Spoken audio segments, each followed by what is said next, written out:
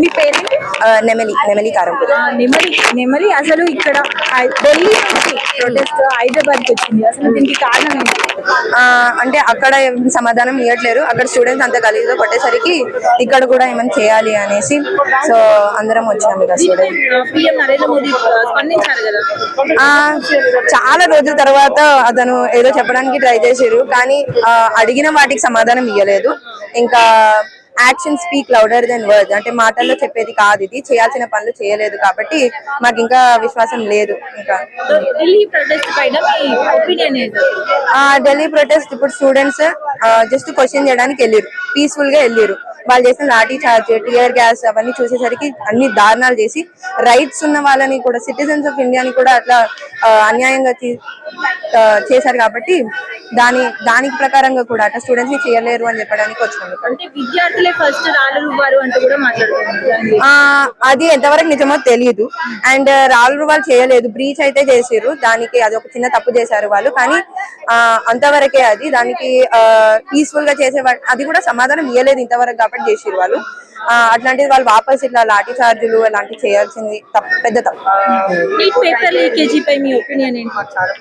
వాళ్ళకున్న ఒకటే పని ఏంటంటే అది లీక్ చేయొద్దు అని. చాలా నేషనల్ ఎగ్జామ్ 2 million పీపుల్ రాస్తారు ఇండియన్స్, అది లీక్ అయ్యేసరికి చాలా దారుణమైన విషయం. నా ఫ్రెండ్ ఒక అమ్మాయి డ్రాప్ ఇయర్ తీసుకొని మరి అన్నేళ్ళు చదువుకుంది, అలాంటి లీక్ చేసి తనకి చాలా పెద్ద అన్యాయం, తన ఫ్యామిలీ కూడా ప్రెషర్, సో అట్లా పెద్ద తప్పు అయిపోయింది అక్కడ. ఏం చెప్తామంటే రెసిగ్నేషన్ కావాలి Dharmendra Prasad, education minister. Education system reform కావాలి, సీట్స్ ఎక్కువ కావాలి MBBS వాళ్ళకి. ఇవన్నీ అయితేనే తెలుస్తుంది నెక్స్ట్ చేంజ్ వస్తుంది. అంతే. CJP మీద అంటూ ఒపీనియన్ లేదు, వాళ్ళ సమ్ ఆఫ్ దర్ కాజెస్ మీద మంచి అభిప్రాయం ఉంది, కానీ మొత్తానికి సపోర్ట్ అయితే చేయట్లేను. ఇక్కడ నేను వచ్చింది ఓన్లీ స్టూడెంట్స్ కి సపోర్ట్ చేయడానికి, అంతే. అంటే ఇప్పుడు అక్కడ ఢిల్లీలో ప్రొటెస్ట్ చేస్తున్నారు కదా, అక్కడ కొన్ని మత ప్రచారాలు కూడా జరుగుతున్నాయి అంటూ కూడా అర్థం కాలేదు. అంటే రిలీజియస్ కూడా వస్తున్నాయి. రిలీజియస్ ప్రొటెస్ట్ కాదు ఇది, this is just students asking questions అడుగుతున్నారు. ఇట్లా లీక్ అయ్యింది, మీరు ఎవరు సమాధానం ఇవ్వట్లేరు, పెద్దోళ్ళు ఎవరు ఏం అనట్లేరు కాబట్టి ఓన్లీ క్వశ్చన్స్ చేయడానికి వచ్చారు, రిలీజియన్ మీద కాదు ఇది, అది తీసుకురావద్దు మాటలు. ఏం చెప్తామంటే స్టూడెంట్స్ కి న్యాయం జరగాలి, ఇన్ని రోజులు మాట్లాడలేదు, ఓన్లీ క్వశ్చన్స్ కి ఆన్సర్ ఇవ్వమంటున్నాం, అకౌంటబిలిటీ అంటే సమాధానాలు చెప్పమని అడుగుతున్నాం, అంతే. ఎటువంటి న్యాయం కావాలి? ధర్మేంద్ర ప్రసాద్ రిజైన్ అవ్వాలి, ఇంకా ధర్మేంద్ర ప్రసాద్ రిజిగ్నేషన్ కావాలి, ఎడ్యుకేషన్ సిస్టమ్ రిఫార్మ్ కావాలి, ఇట్లాంటి రీచ్ మళ్ళీ జరగకుండా చూసుకోవాలి, అండ్ సీట్స్ కూడా ఎక్కువ కావాలి. సోనం వాంగ్చుక్ హంగర్ స్ట్రైక్ మీద మీరేం చెప్తారు? ఐ థింక్ అతని వల్లనే ఇదంతా స్టార్ట్ అయింది, నాకు దాని మీద మంచి అభిప్రాయం ఉంది. అతను చేసినందుకే అందరూ స్టూడెంట్స్ కి అర్థమైంది సార్ దట్ మనం కూడా ఇది చేయాలి, ఇప్పుడు నిలబడాలి అని. ఇన్ని రోజులు మాట్లాడిన స్టూడెంట్స్ ఇప్పుడు మనకు వాయిస్ ఉంది అని రియలైజ్ అయ్యి అందరు నిల్చుంటున్నారు అతని వెనకాల. దీనికి ప్రకాష్ రాజ్ కూడా సపోర్ట్ ఇస్తా ఉన్నారు. ఇంతమంది సెలబ్రిటీస్ చిన్నప్పటి నుంచి ఫాలో చేస్తున్నాం, వాళ్ళు ఎవ్వరు ఏమీ అనలేదు. ప్రకాష్ రాజ్ అనేసరికి నాకు చాలా మంచిగా అనిపించింది. అతని మీద చాలా మంచి అభిప్రాయం, అతను మాట్లాడే విధానం అన్ని నాకు నచ్చుతున్నాయి. అతను ఇది చేసినందుకు హ్యాట్స్ ఆఫ్. చెప్తాం జస్టిస్ కావాలి, ఎడ్యుకేషన్ సిస్టమ్ రిఫార్మ్ చేయాలి, resignation of the education minister, same points but we need answers to the questions we have raised. Students కి అన్యాయం జరిగిందంటారా? Of course చాలా జరిగింది. ఈ 20 people who have died students, వీళ్ళకి justice రావాలి, వీళ్ళన్నిటికీ క్వశ్చన్ సమాధానం ఇవ్వాలి వీళ్ళందరూ. గవర్నమెంట్ ఇవ్వకపోతే ఇంకెవరు ఇస్తారు? మీ ట్రస్ట్ పెట్టుకొని వాళ్ళకి ఓట్ చేసినప్పుడు they have to give response. Dharmendra Pradhan మన ఎడ్యుకేషన్ మినిస్టర్ ఎవరైతే ఉన్నారో ఆయన రిజైన్ చేసినంత మాత్రాన ఇప్పుడు సిస్టమ్ చేంజ్ అవుతుంది అనుకుంటున్నారు. ఫస్ట్ అయితే ఆయన రెస్పాన్స్ ఇవ్వలేదు, ఇన్ని పేపర్ లీక్స్ అయినాక కూడా ఆయన ఏం చేయలేదు అంటే ఫస్ట్ అయితే రెసిగ్నేషన్ ఇవ్వాలి.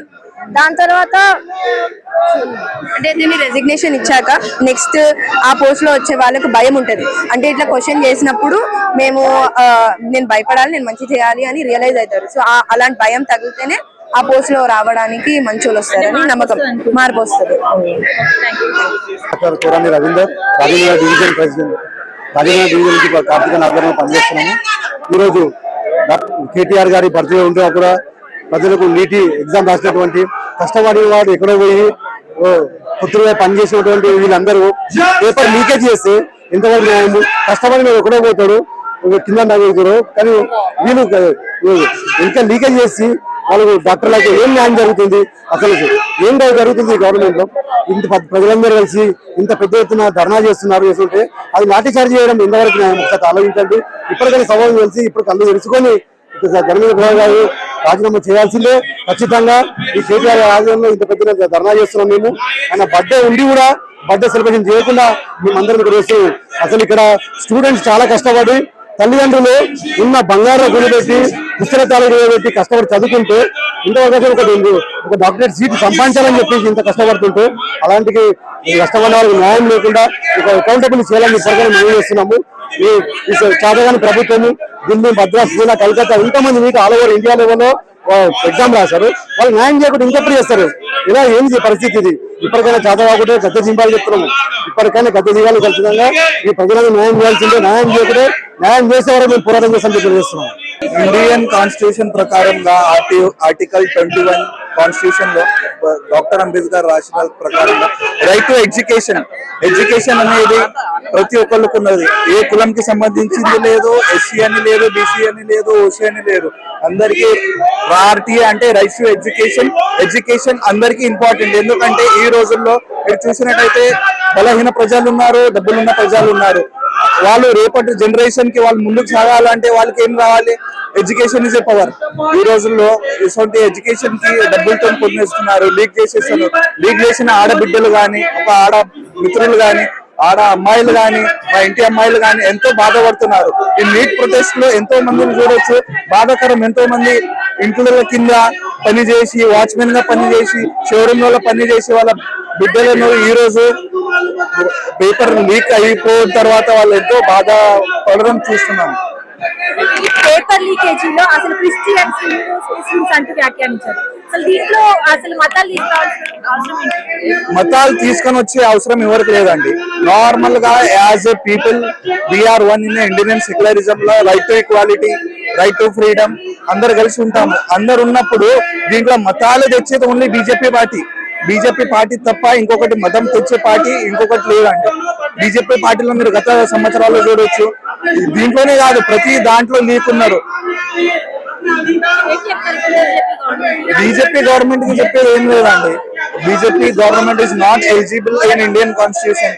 ఫస్ట్ థింగ్, వాళ్ళు ఏది సరిగ్గా చేయరు. ప్రజల పట్ల వాళ్ళకు విశ్వాసం ఉండదు.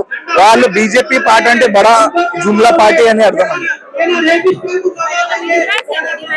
డిమాండ్స్ ఏంటంటే ఇప్పుడు అందరికి ఉన్నది, నేను పర్టికులర్ గా నేను చెప్తే వాడు కింద రిజైన్ అందరికి ఇండియన్ కాన్స్టిట్యూషన్ లో ఉన్న బిడ్డలకు అందరికి ఉన్న రిజైన్ ధర్మేంద్ర ప్రధాన్ వచ్చి రిజగ్నేషన్ చేయాలని నేను కాదు, మన ఎంటైర్ ఇండియా నేషనల్ ముందుకు వచ్చి చెప్తే కూడా వానికి బుద్ధి అనేది వస్తలేదు. వాని బుద్ధి అనేది ఎప్పుడు వస్తుంది? రేపటి రోజు వాళ్ళ పిల్ల బయట ఏదో యూనివర్సిటీలో పోయి చదువుతుంది. వాళ్ళ పిల్లకి ఉన్న న్యాయము ఇప్పుడు మనకు కూడా చేయాలి కదా. అంటే ఇప్పుడు ధర్మేంద్ర ప్రధాన్ రిజైన్ చేసినంత మాత్రాన మన వ్యవస్థలో మార్పు వస్తుంది అనుకుంటున్నారా?